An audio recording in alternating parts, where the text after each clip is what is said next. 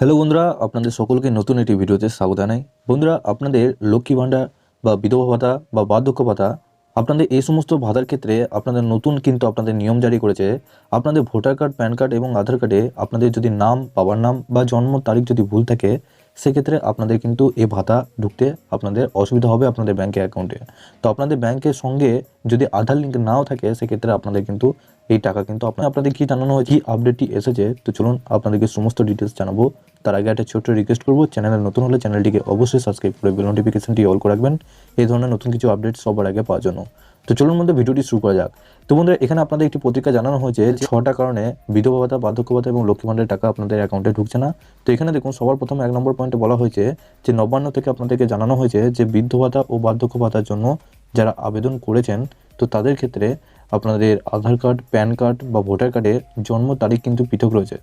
অর্থাৎ আপনাদের আধার card, pan card এবং ভোটার কার্ডের যে জন্ম সাল রয়েছে, সেই জন্ম সালের সাথে আপনাদের এই 3টে ভোটার কার্ড, প্যান কার্ড এবং আধার কার্ডে এই 3টে ডকুমেন্টের সাথে জন্ম তারিখ কিন্তু যদি 1958 সাল হয়, সেক্ষেত্রে আপনাদের প্যান কার্ডে রয়েছে 30/3/1958 এবং আপনাদের ভোটার কার্ডে রয়েছে 13/3/1958 এবং আধার কার্ডে রয়েছে 3/2/1958। আপনাদের জানানো হয়েছে যে এক্ষেত্রে আপনাদের অ্যাকাউন্টে কোনো টাকা পয়সা কিন্তু ঢুকবে না। এর সাথে আপনাদের 2 নম্বর পয়েন্টে বলা হয়েছে যে আধার, প্যান এবং ভোটার কার্ডে অনেক ক্ষেত্রে আবেদনকারীর নাম বা বাবার নামের সম্পূর্ণ উল্লেখ না থাকায় বয়সজনিত পেনশন মঞ্জুর হচ্ছে না। অর্থাৎ আপনাদের বৃদ্ধ ভাতার ক্ষেত্রে আপনাদের আধার কার্ড, প্যান কার্ড বা ভোটার কার্ডে নাম বা বাবার নাম যে উল্লেখ রয়েছে, অনেক সময় উল্লেখ না থাকার জন্য বা বাবার নামে ভুল থাকার জন্য আপনাদের কিন্তু বৃদ্ধ ভাতার টাকা আপনাদের অ্যাকাউন্টে কিন্তু ঢুকছে না। 3 নম্বরে বলা হয়েছে যে বিধবা ভাতার জন্য আবেদনকারীদের ভোটার ও আধার কার্ডে থাকা প্রয়াত স্বামীর সম্পূর্ণ নাম ডেথ সার্টিফিকেটের সঙ্গে হুবহু না মিল থাকার জন্য মঞ্জুর হচ্ছে না।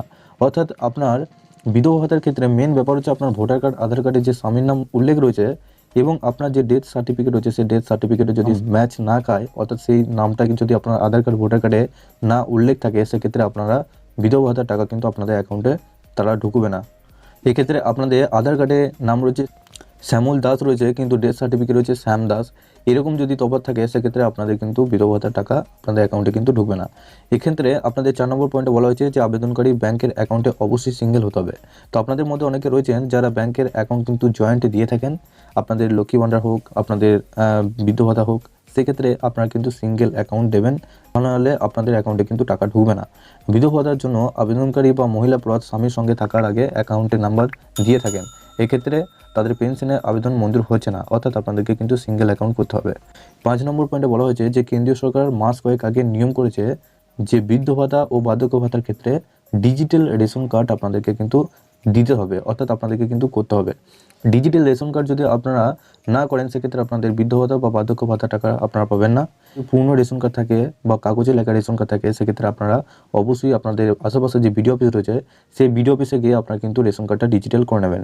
খুব সহজেই আপনারা করতে পারবেন এবং অলরেডি চ্যানেলে ভিডিও দেওয়া হয়েছে, আপনারা একটু দেখে নেবেন। কিন্তু নবান্ন সূত্রে বলা হয়েছে যে যারা অভিযোগ করছেন তাদের একাংশ পূর্ণ রেশন কার্ডের জেরক্স জমা দিয়েছে। অর্থাৎ সরকার জানিয়েছে যে ডিজিটাল রেশন কার্ড করতে আপনারা তা সত্ত্বেও পূর্ণ রেশন কার্ডের জেরক্স আপনারা জমা দিয়েছেন, সেক্ষেত্রে আপনাদের অ্যাকাউন্টে কিন্তু টাকা ঢুকবে না। 6 নম্বর পয়েন্টে বলা হয়েছে যে আবেদনকারী সিঙ্গেল অ্যাকাউন্টের পাশাপাশি ব্যাংকে কেওয়াইসি জমা থাকাও বাধ্যতামূলক। অর্থাৎ আপনাদের যে ব্যাংকের অ্যাকাউন্ট দিয়েছেন সিঙ্গেল অ্যাকাউন্ট, সেই সিঙ্গেল অ্যাকাউন্ট থাকা সত্ত্বেও আপনাদের কিন্তু ব্যাংকের সাথে কেওয়াইসি জমা করতে হবে। কেওয়াইসি না জমা করলে আপনাদের অ্যাকাউন্টে কিন্তু টাকা ঢুকবে না। এক্ষেত্রে আপনাদেরকে জানিয়ে দিই, আপনাদের ব্যাংকে কেওয়াইসিটা কি, আপনাদের আধার পেমেন্টের মাধ্যমে সমস্ত টাকা কিন্তু পাঠানো হচ্ছে। তো আধার কার্ডের সাথে ব্যাংকের যে লিঙ্ক, সেটা কিন্তু আপনাদের কেওয়াইসি লিঙ্ক বলা হচ্ছে। এর সাথে আপনারা চাইলে ডিবিটি লিঙ্ক আপনারা করে নেবেন, কারণ ডিবিটি লিঙ্কের মাধ্যমে আপনাদের এই সমস্ত টাকা কিন্তু পাঠানো হয়। অবশ্যই আপনাদের এই 6টা কারণে আপনাদের অ্যাকাউন্টে টাকা ঢুকছে না।